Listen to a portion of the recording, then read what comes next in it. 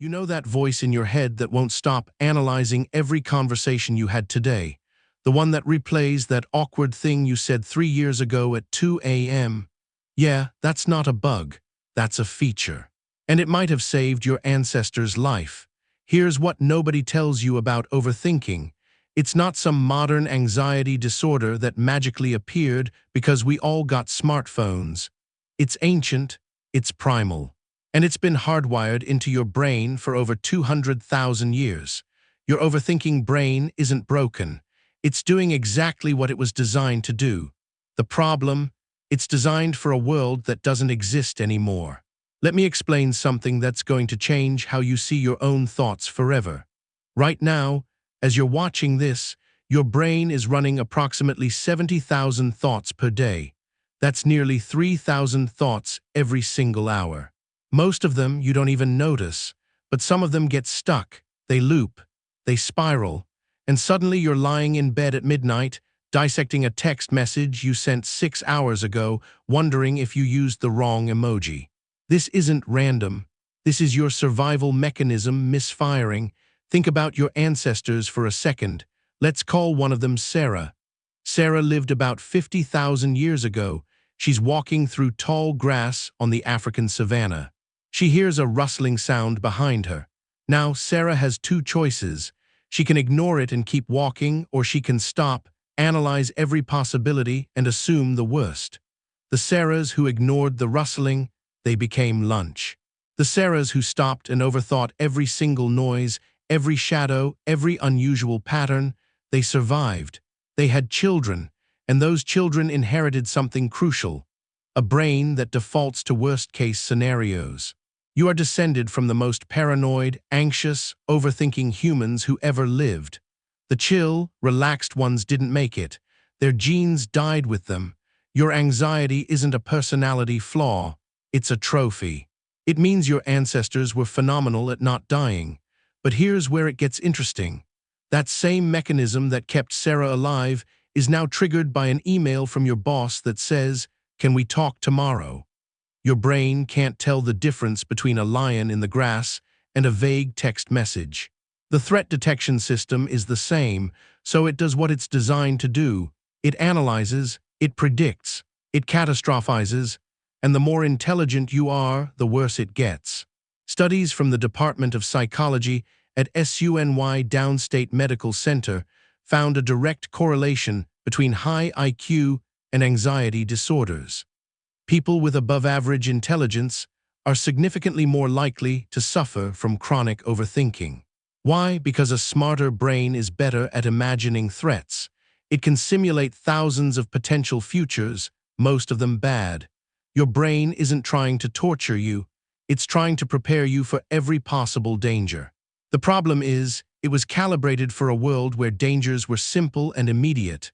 Predators, starvation, rival tribes. In that world, overthinking saved lives. Fast forward to today, you're not worried about lions anymore. You're worried about whether your coworker thinks you're competent, whether that person you went on a date with will text back, whether you're on the right career path, whether you locked the front door, whether people noticed you stuttered during that presentation. These aren't life-or-death situations, but your brain treats them like they are. Let me tell you about something called the default mode network. This is the part of your brain that activates when you're not focused on the outside world, when you're daydreaming, reminiscing, or planning for the future. Neuroscientists discovered this network accidentally in the early 2000s when they noticed certain brain regions became more active when people weren't doing anything. Here's the problem. For people who overthink, the default mode network doesn't just activate during downtime. It hijacks everything. It's constantly running simulations in the background, what-if scenarios, replays of past conversations, predictions about future disasters.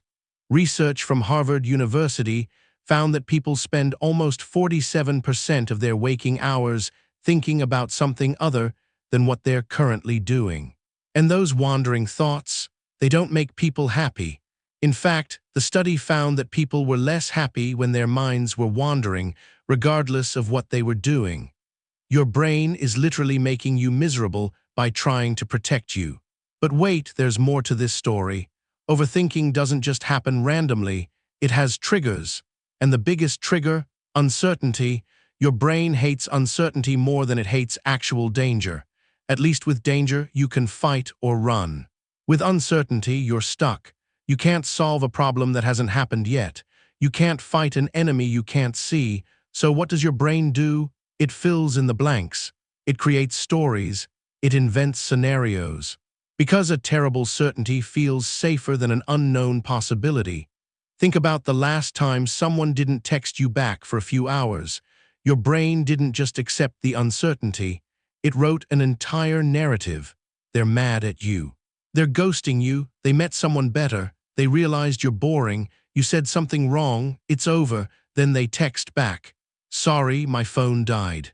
All that suffering, all that mental energy, all those spiraling thoughts for nothing.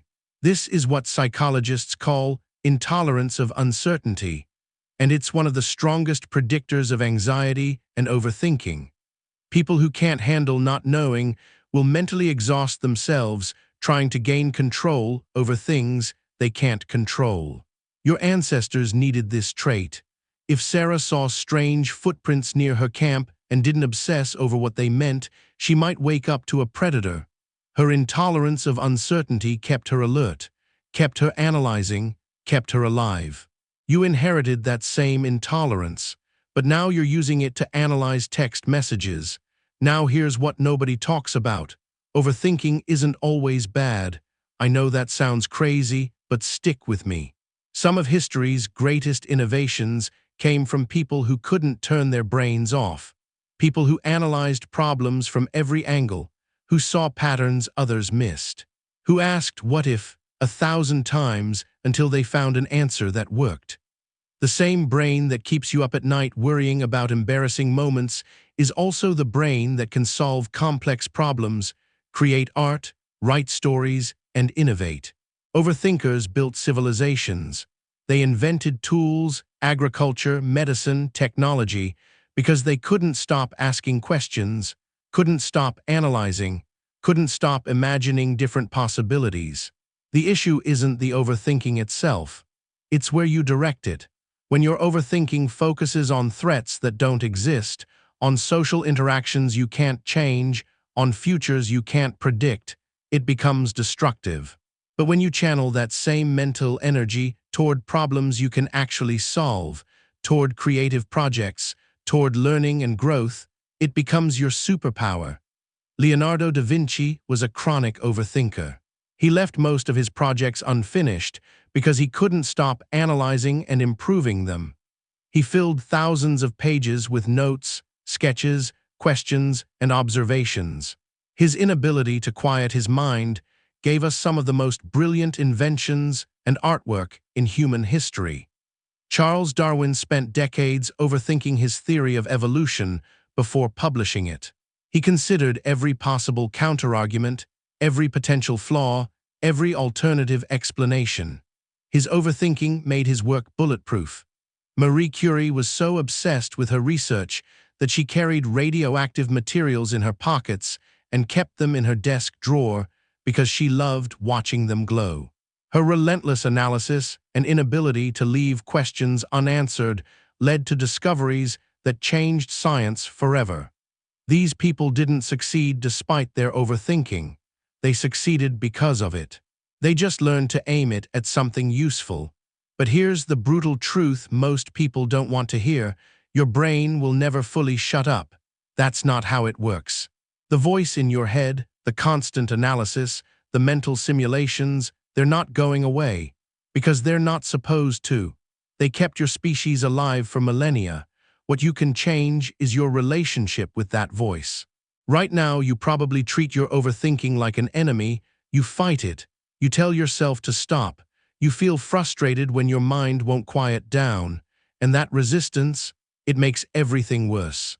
Psychologists have a name for this. It's called experiential avoidance. The more you try to suppress unwanted thoughts, the stronger they become.